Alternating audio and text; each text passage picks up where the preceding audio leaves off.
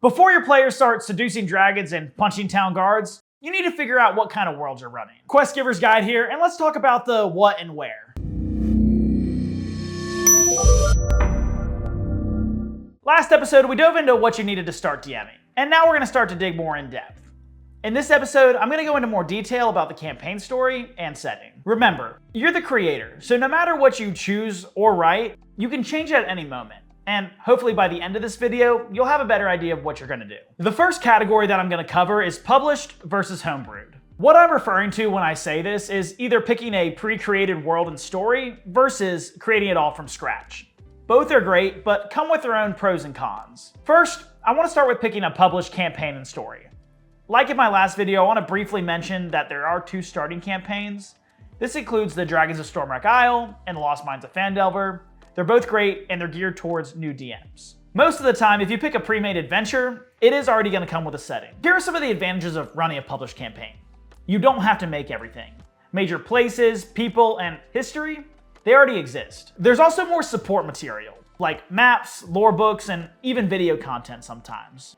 And it's also great for new DMs that don't want to world build or create a story from scratch. Now, a slight disadvantage to this is if you're somebody that wants total creative freedom, it may feel restrictive at times, especially if you're somebody that doesn't veer from the original content at all. Now that I've covered published campaigns, I'm gonna cover homebrewed ones. Now, this is not going to be a video on how to create a homebrewed campaign, but it is going to cover what you can expect. The best part of homebrewed campaigns, unlimited creativity.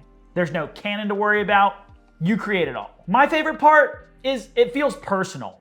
It's your world, it's your story. This might not be a downside, but you do have to create everything. Factions, governments, NPCs, towns, and the adventure, which this can be overwhelming if you're a first-time DM. I will say it is a ton of fun, but it's time-consuming. There are a lot of resources online, though, that will help with this process. Let me know if you want to see a video going more in depth about that, though. Now that you've heard both sides, I'm gonna show you how to meet somewhere in the middle. This would be a hybrid of the two, and it's what I would recommend if you're a new DM, particularly if you don't want to create something from scratch, but you still want a jumping off point. You could use a published setting and change whatever you want. Drop your own towns, NPCs, factions. It's your world. Another option is you could combine it in a sense of using a pre-existing world and writing your own story that fits in it. This is actually what I'm going to do for my next campaign. This gives you enough freedom to keep it fresh and exciting, but it still gives you something to go off of. Shamelessly steal from whatever and hodgepodge it together, if you want. Now, let's move off of that and into the next section.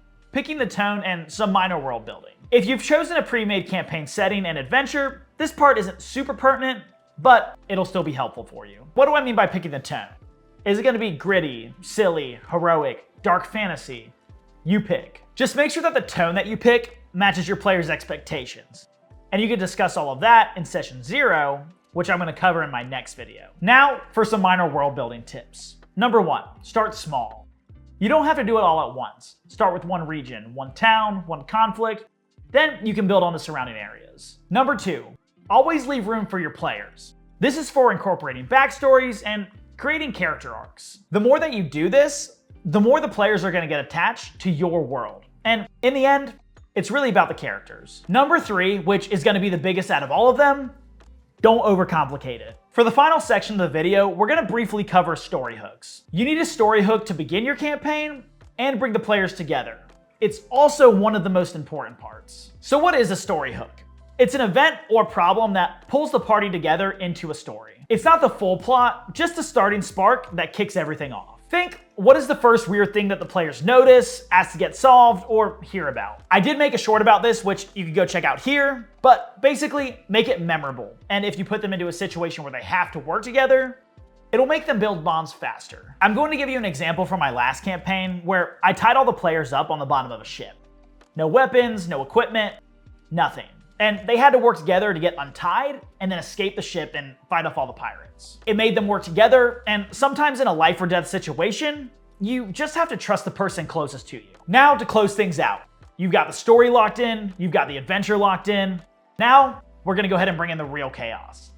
The players. In next episode, I'm gonna talk about session 0, helping your players create characters, and everything you need to do before rolling initiative. Thanks for watching, and one way that you can really help me out hit the like and subscribe button. Quest Giver's Guide. Peace.